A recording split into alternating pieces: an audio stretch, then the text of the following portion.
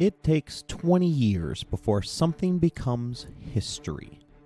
The distance matters. It gives us time to contextualize events instead of relying purely on emotion in the moment. For years, I collected newspaper front pages from events that I believed would become defining historical moments. Presidents elected, popes chosen, wars begun, tragedies unfolding. But after about a decade, I realized I had badly overestimated some of those moments, especially school shootings. I had around 10 different front pages commemorating different massacres, each one presented as a turning point, and yet none produced any major shift in policy.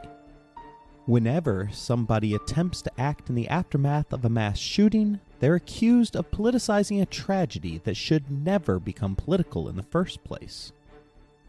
September 11th was different. Even in the moment, Americans understood that the attacks would have consequences stretching far beyond the usual 20-year waiting period we use to process history.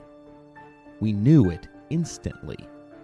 This would be remembered forever. It would join Pearl Harbor and the Kennedy assassination as one of those defining moments where Americans came together, where politics briefly stopped in the face of national tragedy. At least that was the hope. In June of 2025, Zohran Mamdani won the Democratic primary for mayor of New York City. Mamdani, the son of practicing Muslim immigrants, immediately became the frontrunner to lead America's largest city. Indeed, he would go on to win in a landslide victory. His Democratic Socialist platform gave political opponents plenty to attack. But in the aftermath of his victory, many on the far right focused instead on his religion, connecting Islam itself to the deadliest terrorist attack ever carried out on American soil, an event that occurred when Mamdani was just 10 years old. Donald Trump Jr. posted that New York City has fallen, while sharing another message that read, "I'm old enough to remember when New Yorkers endured 9/11 instead of voting for it." Marjorie Taylor Greene posted an image of the Statue of Liberty wearing a burqa with the caption, "This hits hard." America did come together after the largest terrorist attack in its history, first in shock, then in confusion, both entirely understandable. But eventually the country reacted in rage, projecting hatred with the broadest brush possible before finally beginning the long process of understanding what had happened and deciding how to respond.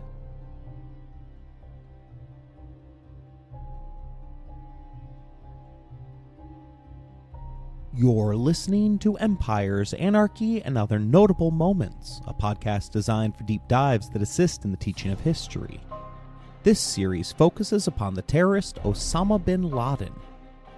Episode number 5, the 9/11 attacks.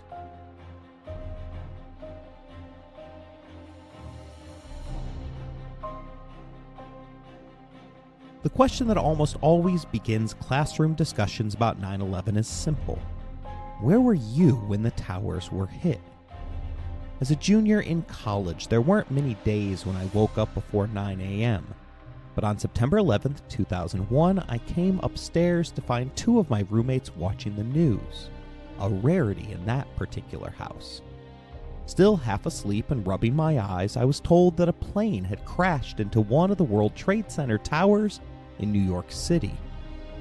About 3 minutes later, I watched the second plane hit live on television.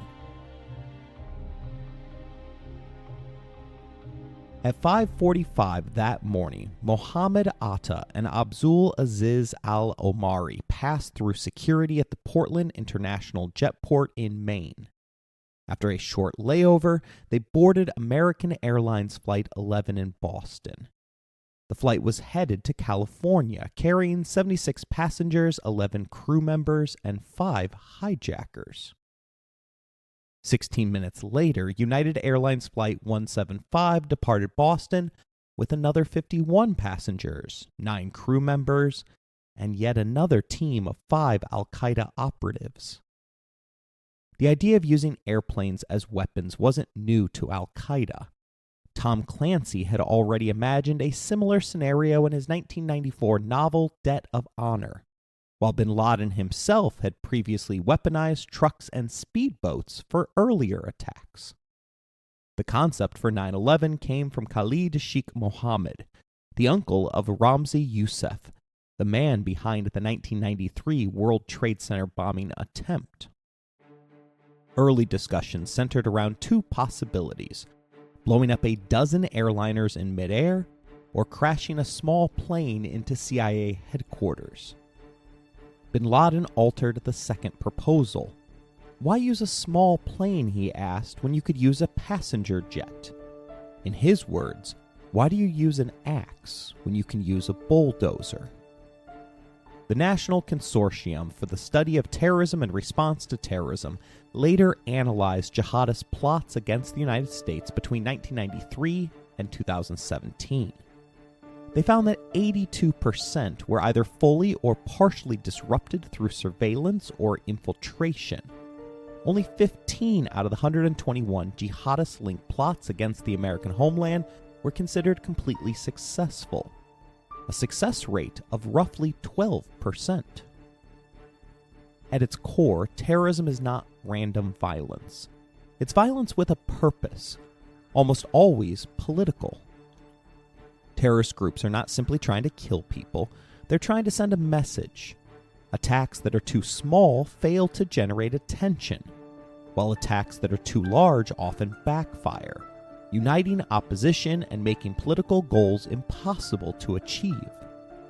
Understanding the need for that balance helps governments anticipate attacks, and sometimes stop them before they happen.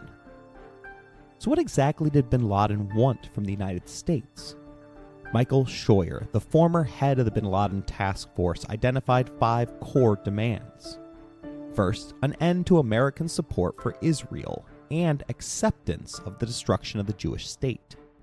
Second, the removal of Western military forces from the Arabian Peninsula and other Muslim lands. Third, an end to U.S. support for what bin Laden viewed as the oppression of Muslims by Russia, China, and India. Fourth, the end of American backing for secular and authoritarian governments throughout the Middle East.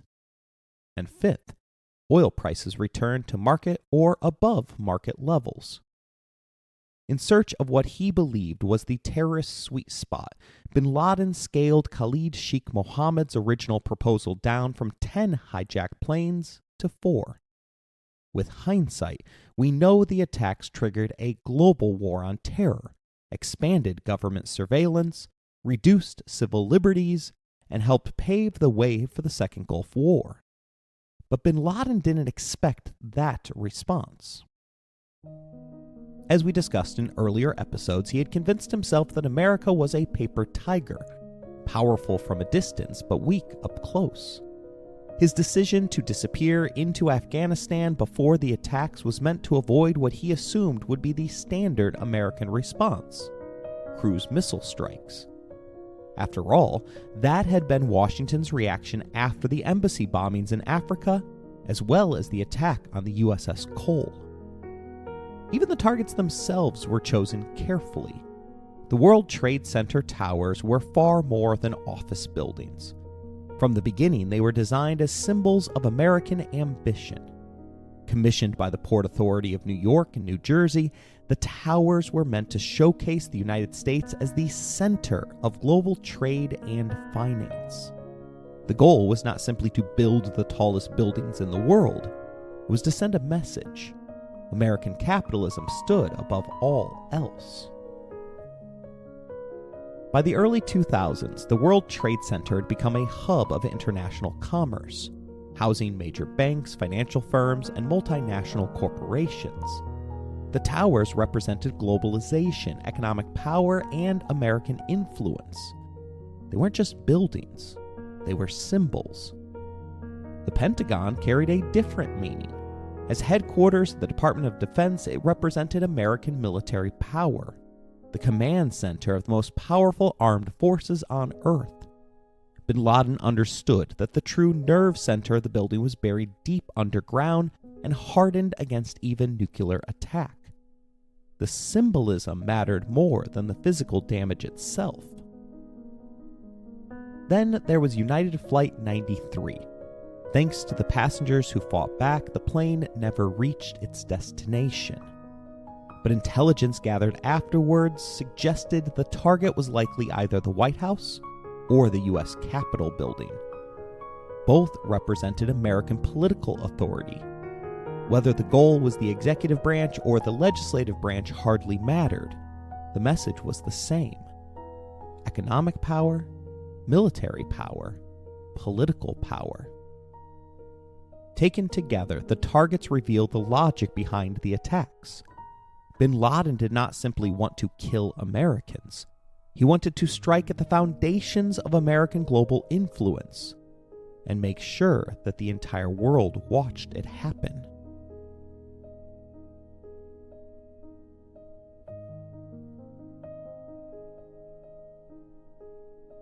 The 9/11 attacks had been set in motion years before the hijackers ever boarded their planes. And even within jihadist circles, there were warnings that bin Laden was going too far. Historian Peter Bergen writes that Norman Benjamin, a leader of the London-based Libyan Islamic fighting group, told bin Laden that his calls to attack the United States were crazy. Bin Laden and some other al-Qaeda leaders smirked when Benjamin said, "America will attack the whole region if you launch another attack against it." Benjamin also noticed that al-Qaeda's top religious advisor privately agreed with him. Even within al-Qaeda's leadership, there were fears about provoking the United States directly. But bin Laden remained calm, almost unnervingly so. Bergen writes that he possessed a serene, unshakable belief that the United States was weak, convinced that any American response would be limited to cruise missile strikes or another failed assassination attempt. Bin Laden told his military commanders, "I have one more operation, and after that I will quit. I can't call this one back because that would demoralize the whole organization." The operation itself began in early 1999. By April, the selected hijackers had started obtaining passports and visas for travel to the United States. Over the next 2 years, they gradually arrived in America on tourist visas. And like many tourists, they arrived carrying large amounts of cash and traveler's checks. While living in the United States, several of the hijackers began appearing on the radar of American intelligence agencies. The problem was that those agencies were barely speaking to one another. Each intelligence organization competed for the same pool of congressional funding, creating an environment where cooperation was often secondary to bureaucratic survival. A public congressional hearing in 2004 revealed just how fragmented and unprepared the U.S. intelligence community truly was, despite mounting evidence of a growing terrorist threat. The FBI had formally declared national security and counterterrorism to be top priorities as early as 1998. But in practice, very little changed. Most agents remained focused on traditional criminal investigations such as drug trafficking and white-collar crime. On September 11th itself, only around 6% of FBI personnel were assigned to counterterrorism duties, even after the Bureau's counterterrorism budget had tripled since the 1990s. The issue wasn't simply bureaucratic laziness. It was systemic dysfunction. Intelligence agencies competed against one another for resources and recognition, making them reluctant to share information. FBI Director Louis Freeh resisted reallocating agents towards counterterrorism unless additional funding was provided, while requests for those resources were frequently delayed, denied, or misunderstood by both Congress or the Department of Justice. Even agents assigned to terrorism investigations were regularly pulled away to support high-profile criminal cases. Interagency rivalry and a lack of political urgency meant that counterterrorism remained understaffed and underprioritized, even as the threat environment steadily worsened. And then there was something known simply as the wall. This legal and procedural barrier restricted communication between intelligence investigators and criminal prosecutors. It had originally been designed to prevent abuse of surveillance powers and protect civil liberties, but in practice it crippled coordination inside the Justice Department itself, making it far harder to connect intelligence leads with actionable criminal investigations. In other words, the dots existed. The government just struggled to connect them. The 19 hijackers legally entered the United States a total of 33 times through 10 different airports. The plot could have unraveled at multiple points along the way. One potential break came when Ziad Jarrah failed to properly change his immigration status from tourist to student. Jarrah was one of 3 hijackers enrolled at a Florida flight school, where an instructor eventually contacted the FBI after noticing that several students seemed strangely uninterested in learning how to land the plane. Another warning emerged in Phoenix, Arizona. There, an FBI memo raised concerns that a local flight school might be tied to a coordinated effort by Osama Bin Laden to send operatives into the United States for aviation training. In the aftermath of 9/11, congressional hearings heavily scrutinized America's visa system. Despite the intense fixation on the southern border, roughly half of all undocumented immigrants enter legally through airports before overstaying their visas. The hearings highlighted one particularly chilling conclusion from the 9/11 Commission. For terrorists, travel documents are as important as weapons. 4 of the hijackers had overstayed their visas, missed opportunities that might have prevented an attack which ultimately killed nearly 3,000 people. The National Security Agency, or NSA, had identified intelligence related to 3 of the hijackers as early as 1999. 2 of them, Khalid al-Mindhar and Naraf al-Hamzi, even maintained extensive contact with a longtime FBI counterterrorism informant while living in San Diego beneath NSA surveillance. Former Department of Defense Inspector General Eleanor Hill later investigated why intelligence agencies failed to stop the attacks.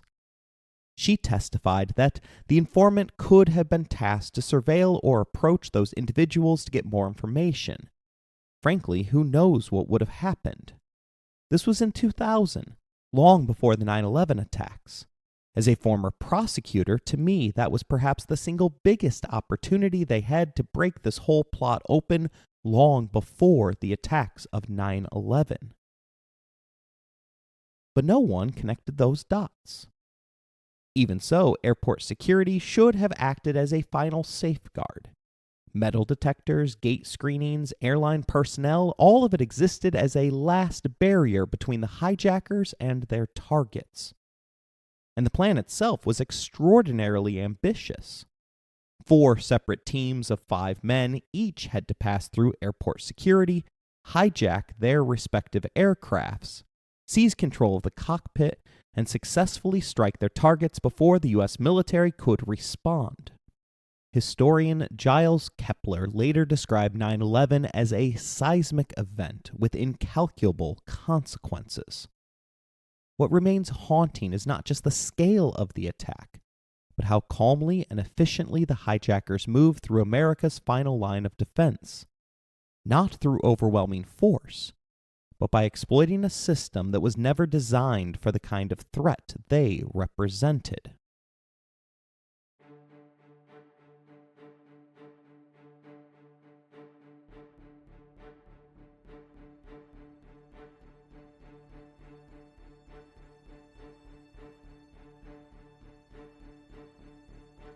Gaetano Joe Ilardi of Australia's Global Terrorism Research Centre writes that The 9/11 attacks on New York and Washington, D.C. were undoubtedly the most brazen and shocking terrorist attacks conducted by a sub-state group in history. Al-Qaeda's capacity to achieve this outcome depended in large part on its meticulous intelligence and counterintelligence preparations. Those preparations created a dangerous level of confidence among the hijackers.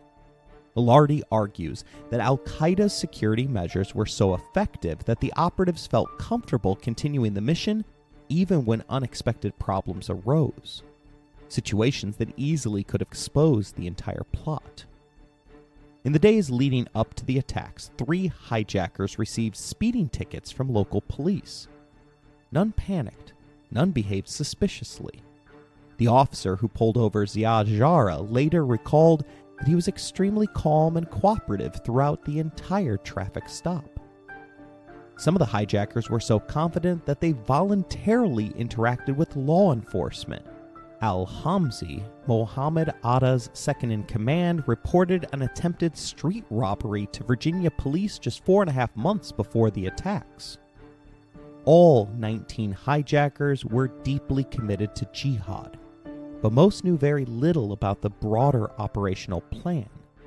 Bin Laden may have had political goals, but according to Peter Bergen, the hijackers themselves were religious fanatics burning with the belief that they were doing God's will.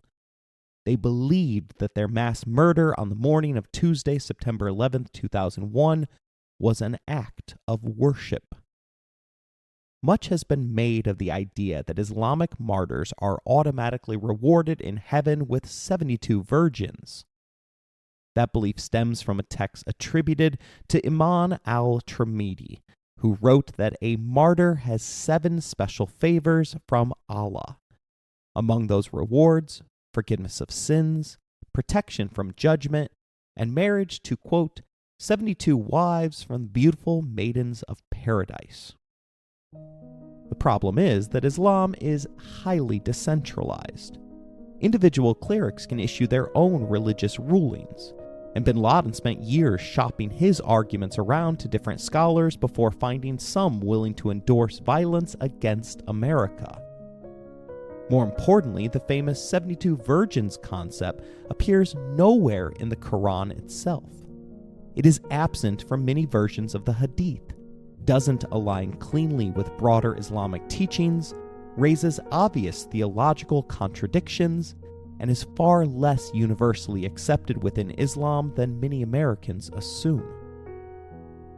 And while we can never fully know the hijackers' inner thoughts, it is highly unlikely they boarded those planes fantasizing about heavenly rewards. They approached the operation with a cold, disciplined professionalism that helped it succeed. That confidence came from repetition and practice. The hijackers took multiple practice flights in the months before the attacks. At one point, 2 of them even drew attention after using stopwatches to measure the time between takeoff and cruising altitude. A 2004 Senate hearing later concluded that the plan required all the hijackers to successfully board the aircraft. If several failed to board, their operational plan would fall apart. Investigators believe the hijackers repeatedly tested airport screening procedures beforehand to make sure their tactics would work regardless of which airport they used or who was screening them. The final conclusion was devastatingly simple. They did not count on a sloppy screener. They counted on beating a weak system. And they did. All 19 hijackers passed through airport security successfully. 19 for 19, 100%. I can personally attest to how weak the system was before 9/11. In 1998, as a 17-year-old, I flew to debate camp at the University of Kansas. My debate partner and I brought box cutters with us so we could quickly trim evidence packets into a more usable format for competition. At the time, we were obsessed with winning a national championship, and carrying box cutters onto a plane barely registered as unusual. We passed through security without issue. About an hour before boarding, airport security approached us at the gate and asked to inspect our bags. They pulled out the box cutters, extended the blades to test their sharpness, asked why we had them, and then simply told us not to open them during the flight. That was it. In 1998, I boarded an airplane carrying a box cutter. In 2001, the 9/11 hijackers used box cutters to take control of 4 planes.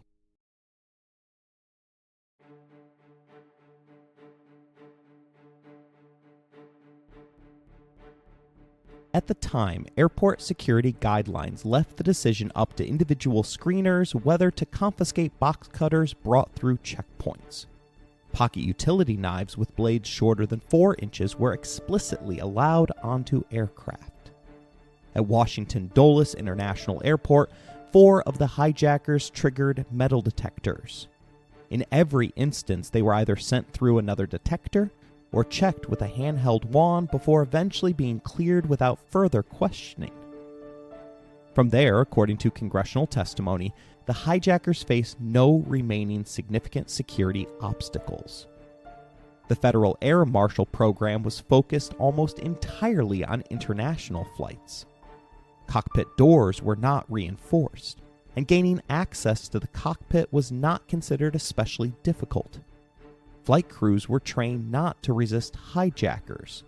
The priority was to land the aircraft safely and negotiate afterward. In fact, crews were specifically trained to discourage passengers from taking heroic or impulsive action. That mindset existed because up until that point, hijackings were generally political hostage situations. Terrorists typically seized planes to demand prisoner exchanges or political concessions. That had been the case in 1968 when the Palestinian Liberation Organization diverted an airliner to Algeria. Once the plane landed, negotiations began. If talks failed, special forces would eventually attempt a rescue operation designed to minimize civilian casualties. In that incident, the Red Cross helped broker an exchange of 100 hostages for 37 Palestinian prisoners. The first 2 hijacked flights departed Boston just 16 minutes apart. Only 20 minutes into American Airlines Flight 11, flight attendant Betty Ann Ong managed to alert ground personnel that the aircraft had been hijacked and that the cockpit was inaccessible. Her call was the first real indication that September 11th was about to become a day that would live in infamy. Her exact words were, "The cockpit is not answering. Somebody stabbed in business class and I think there's mace and we can't breathe. I don't know. I think we are getting hijacked." Confirmation came at 8:24 a.m. when Mohammed Atta accidentally transmitted a message to Boston Air Traffic Control instead of to the passengers on the plane. His words were chillingly calm. "We have some planes. Just stay quiet and you'll be okay. We are returning to the airport." And yet, despite the unfolding crisis, normal air traffic continued. At 8:42 a.m., 18 minutes after Boston controllers had been alerted to the hijacking, United Flight 93 took off from Newark, New Jersey, headed for California. On board were 33 passengers, 7 crew members, and 4 hijackers. 4 minutes after Flight 93 became airborne, American Airlines Flight 11 crashed into the North Tower of the World Trade Center. Everyone on board was killed instantly, and everyone above the 91st floor inside the tower became trapped.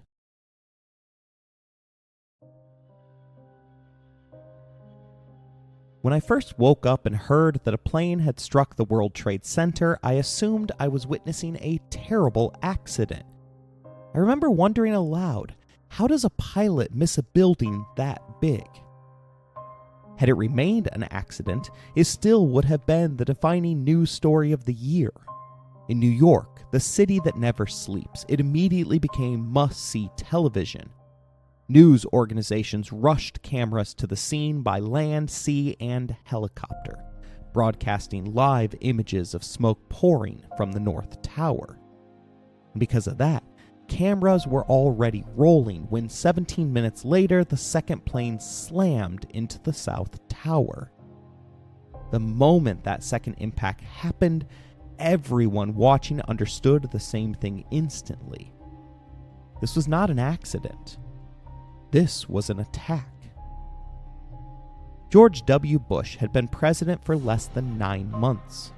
On the morning of September 11th, he happened to be visiting an elementary school classroom in Florida, participating in a reading event with students. At 9:05 a.m., Chief of Staff Andrew Card approached the president and whispered into his ear, "A second plane hit the second tower. America is under attack." You can actually watch Bush's face tighten as the realization sets in. But he did not immediately stand up or leave the room. Instead, he remained seated and finished the story. Later, Bush explained the decision this way: "I made the decision not to jump up immediately and leave the classroom. I didn't want to rattle the kids. I wanted to project a sense of calm.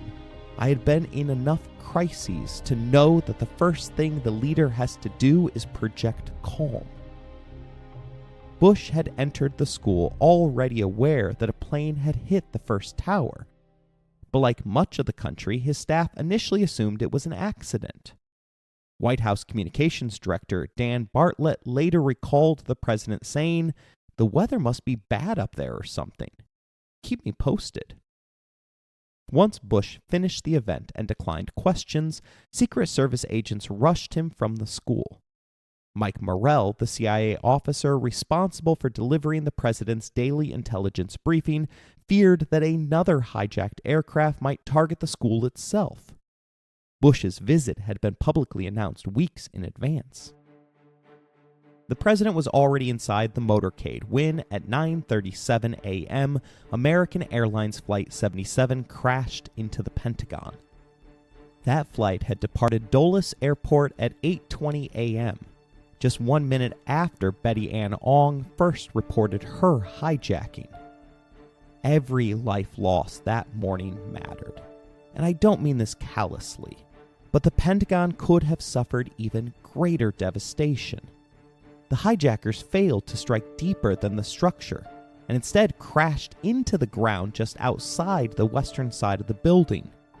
The impact and explosion killed all 53 passengers and 6 crew members aboard the aircraft, while debris and fire tore into the Pentagon itself. An additional 125 military and civilian personnel inside the building were killed. The fires burned for days. An Air National Guard pilot flying a Lockheed C-130 Hercules nearby had begun tracking the aircraft moments earlier. He was forced to radio back the unimaginable. "Looks like that aircraft crashed into the Pentagon, sir." Finally, at 9:45 a.m., the United States shut down all domestic airspace under Operation Yellow Ribbon. Every civilian aircraft in the country was ordered to land immediately at the nearest airport. 10 minutes later, Air Force One, carrying the President of the United States, was airborne, receiving updates about which planes across the country were complying with the emergency order.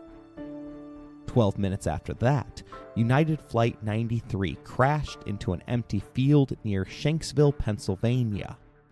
Investigators later concluded that the likely target was either the White House or, failing that, the United States Capitol building. By then, the attack itself was over, but the horror was just beginning. 3 minutes earlier, the South Tower of the World Trade Center had collapsed.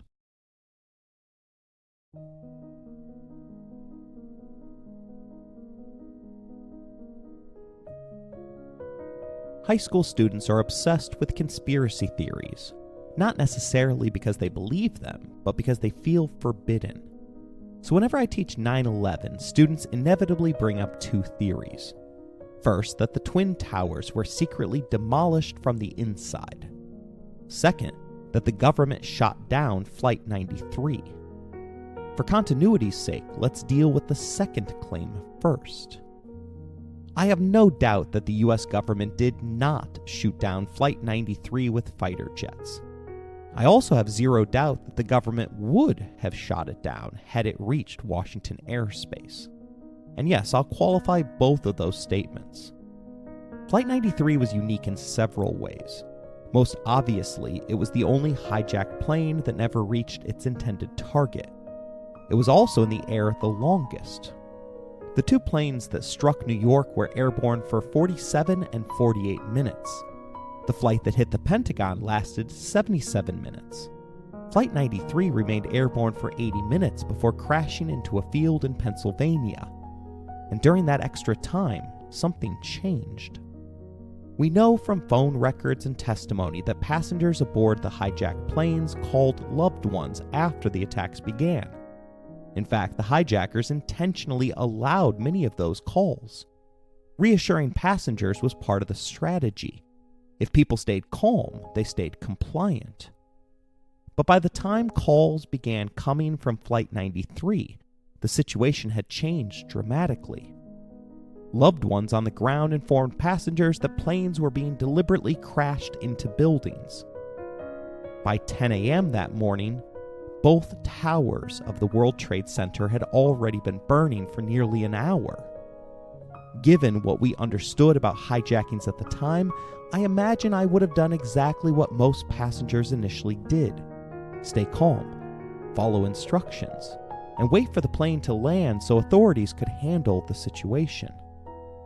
We all like to imagine ourselves as heroes, but if I'm being honest, there's very little in the first 45 years of my life that suggests I would voluntarily charge 4 or 5 armed men holding knives. But if I knew that staying seated meant certain death, then I would hope I'd fight, not out of heroism, but survival.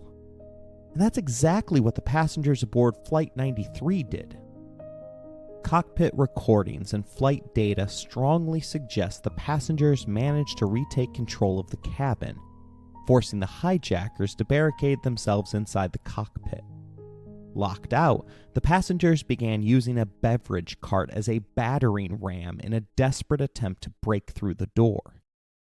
Inside the cockpit, panic set in. The hijackers violently rolled the plane side to side in an attempt to throw the passengers off balance. Their final recorded words are frantic and terrified. They want to get in here.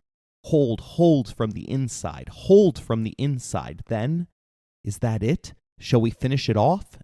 And finally, pull it down, cut off the oxygen. The 33 passengers and 7 crew members aboard United Flight 93 are heroes. They may not have succeeded in retaking the aircraft, but they almost certainly saved hundreds, perhaps thousands of lives on the ground. Their sacrifice does not deserve to be diminished by conspiracy theories claiming their own government murdered them and covered it up. That said, the government absolutely would have shot the plane down had it remained airborne long enough to threaten another target. In fact, President Bush issued exactly that order, 16 minutes after Flight 93 crashed.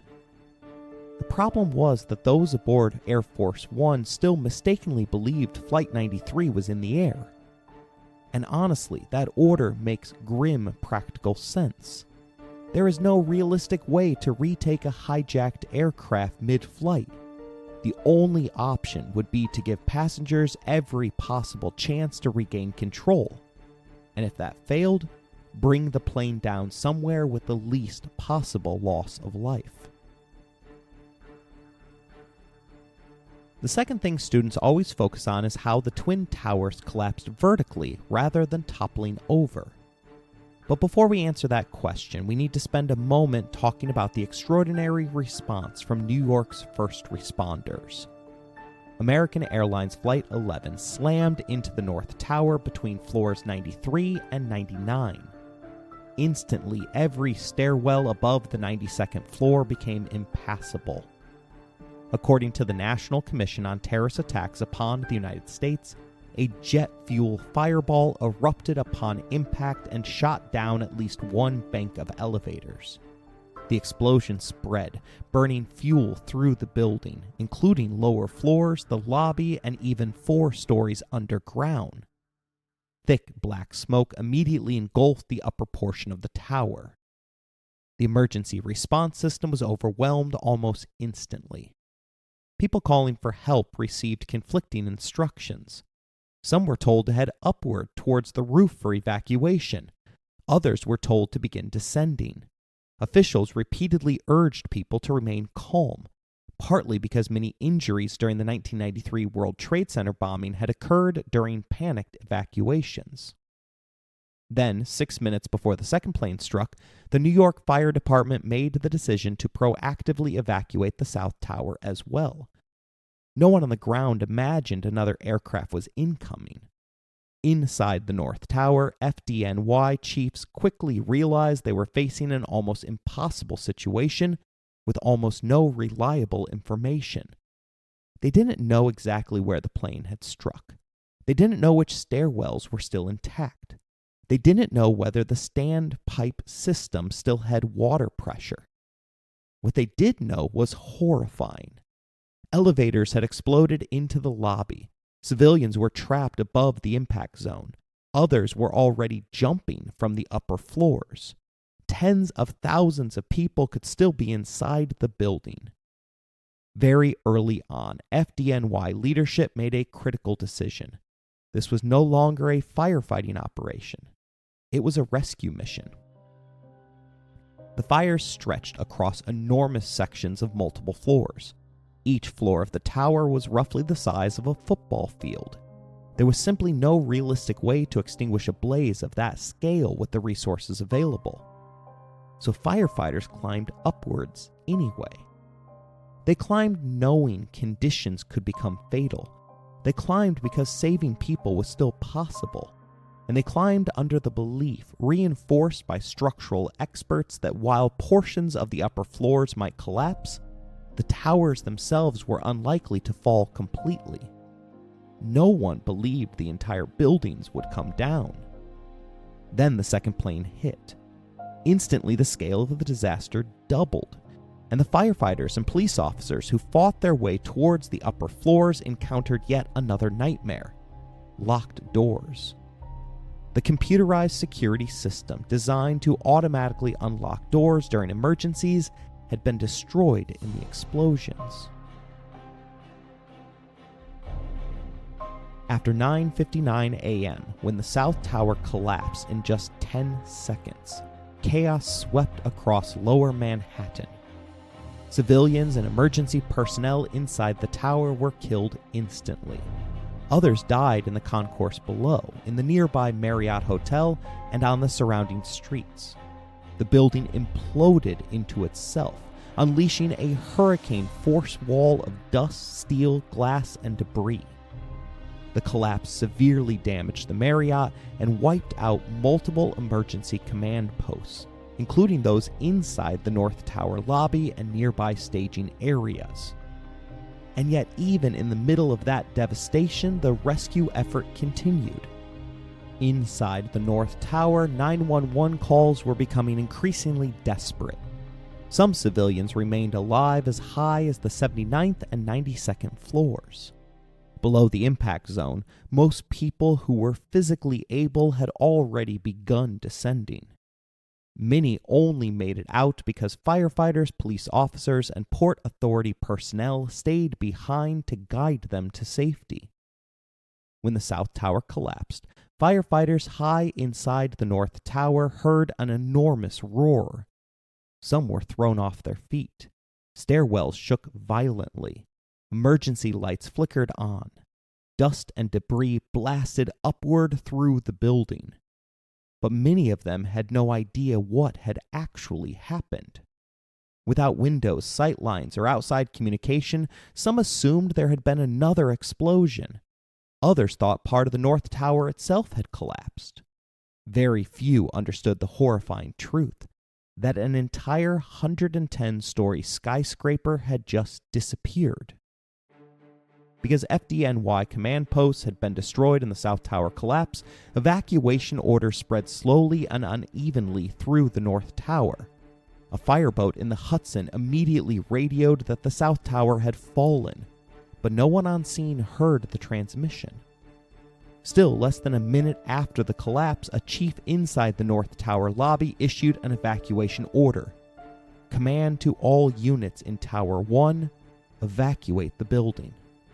Another chief repeated the order moments later over a different channel. But the communication lacked the urgency normally used for an imminent structural collapse. There were no repeated Mayday warnings.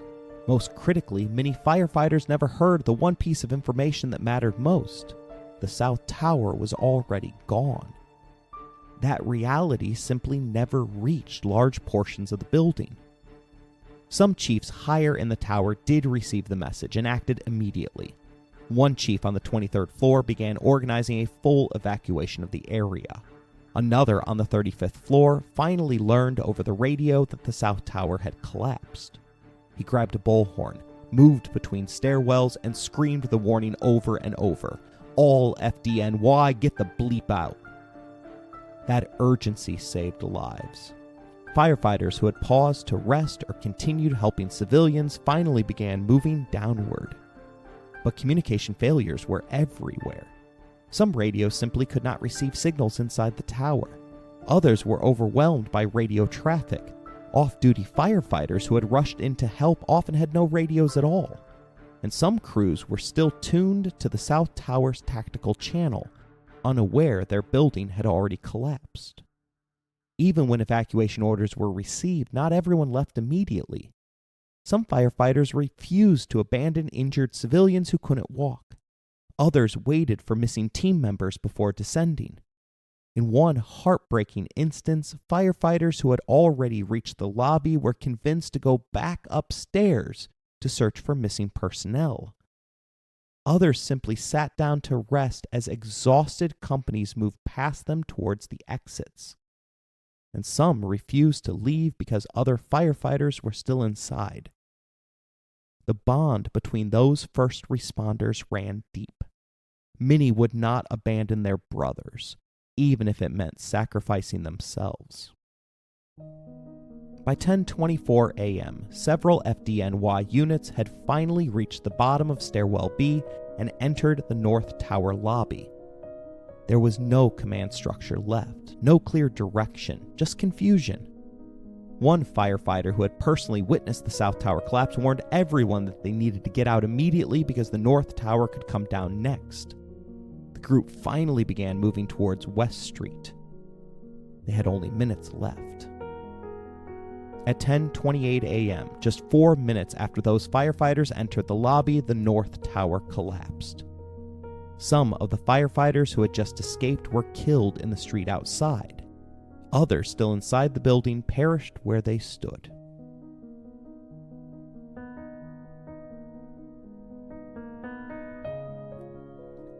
Al-Qaeda had staggered the attacks to inflict maximum psychological damage on the American people. Not only was I watching the news when the second plane hit, I was still there when we learned about the Pentagon, about United Flight 93, and finally when the South Tower collapsed into itself. That collapse shocked the world, not just because of the scale of destruction, but because of how it happened. The buildings didn't topple over like trees. They fell straight down, floor by floor, one level pancaking onto the next in a rapid, catastrophic sequence. People still ask, why didn't the towers fall sideways? How could two of the tallest buildings in the world, steel and concrete, essentially disintegrate vertically? Let's break it down. First, scale matters. The aircraft were large, but compared to the towers, they were not. The Twin Towers weighed more than 1,000 times the planes that struck them, and they were designed to withstand wind loads far greater than the force of an aircraft impact. So the impact alone, devastating as it was not enough to bring them down. But the planes didn't just hit the buildings. They stripped away fireproofing material from steel trusses and columns. That protection mattered. Without it, the steel was exposed. Then came the fire. Thousands of gallons of jet fuel ignited office contents across multiple floors. Steel doesn't need to melt to fail. It weakens significantly under extreme heat. The initial impact also severed key support columns. In a structure like this, when some columns fail, their load shifts to others. That's why the towers remain standing after impact. The system redistributed stress. It bought time. It also created the illusion of stability. But inside, the fire kept spreading. According to FEMA, the heat caused floor trusses to expand and sag. As they bowed, they pulled inward on the exterior columns. At the same time, the floor systems had nowhere to go. Steel resisted outward movement. Stress built. Connection began to fail. Then one floor gave way. It dropped onto the floor below, and a chain reaction began. This is called progressive collapse, and once it starts, it does not stop. Each floor was never designed to absorb the sudden mass and force of the one above it. One by one, the structure failed downward. That's why it looked like a demolition, not because of explosives, but because of physics under extreme stress. Investigations by FEMA, NIST, and independent engineers all reached the same conclusion. Fire-induced structural failure triggered by impact damage caused the collapses. The South Tower fell first in part because it was struck at an angle, causing more widespread damage and dislodging more fireproofing. The collapse of the North Tower followed shortly after. Debris from both buildings also contributed to the later failure of World Trade Center 7, often referred to as Building 7, which collapsed later that afternoon due to uncontrolled fire. These were not just mechanical failures. They were failures of imagination. Before 9/11, engineers understood localized damage. They did not fully anticipate progressive collapse on this scale in modern skyscrapers. After 9/11, building codes changed. Emergency protocols changed. The understanding of structural risk changed. But the core lesson remained simple. Fire combined with structural damage can bring down even the strongest buildings. There is a persistent conspiracy theory that conflates a few facts: that the 1993 bombing didn't collapse the towers, and that jet fuel burns below the melting point of steel. Both are technically true, but they miss the key point. Steel does not need to melt to fail. Thomas Eager, a professor of engineering at MIT, has explained that steel can lose roughly half its strength at around 1,200 degrees Fahrenheit, well within the range reached in uncontrolled office fires fed by jet fuel and building contents. Once the fire spread across multiple floors, temperatures were more than sufficient to cause structural deformation and failure. And yet, despite all of this being visible in real time, conspiracy theories still emerged almost immediately. People like me were watching unfold on live television. The impacts, the fires, the evacuations, the collapse, the rescue efforts.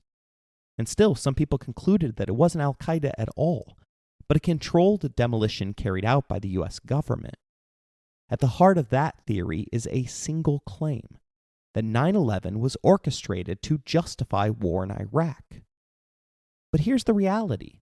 The Bush administration did not need to manufacture a tragedy of this scale to pursue military action against Saddam Hussein.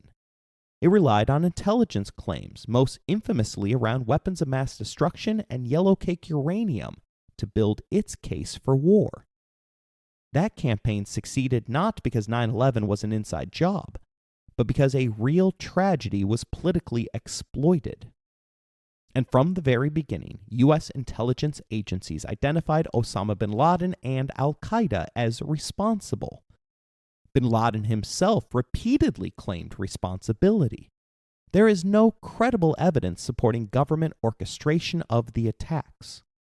None. Still, the theory spread and it stuck. And that reveals something larger than the attacks themselves. 9/11 didn't just reshape foreign policy. It reshaped how people relate to truth. As PolitiFact has noted, the attacks helped accelerate a broader culture of conspiratorial thinking, one that moved from the margins into mainstream discourse. Suddenly, anyone with a dial-up connection and a copy of Loose Change, a viral documentary riddled with inaccuracies, could claim expertise and convince others that they had uncovered the real truth. These early 9/11 conspiracies laid the groundwork for how misinformation spreads today, through emotionally charged narratives, distrust of institutions, and the illusion of doing your own research. From 9/11 was an inside job to QAnon to COVID-19 denialism, we can trace a straight line from the collapse of the Twin Towers to the collapse of shared reality. The idea that nothing is what it seems and that every tragedy must be orchestrated has become a recurring theme in modern life. And that's not just unsettling, it's dangerous. Because the more we allow conspiracy to replace evidence, the harder it becomes to act together as a society. And in moments of real crisis, like 9/11, clarity, trust, and truth can be the difference between life and death.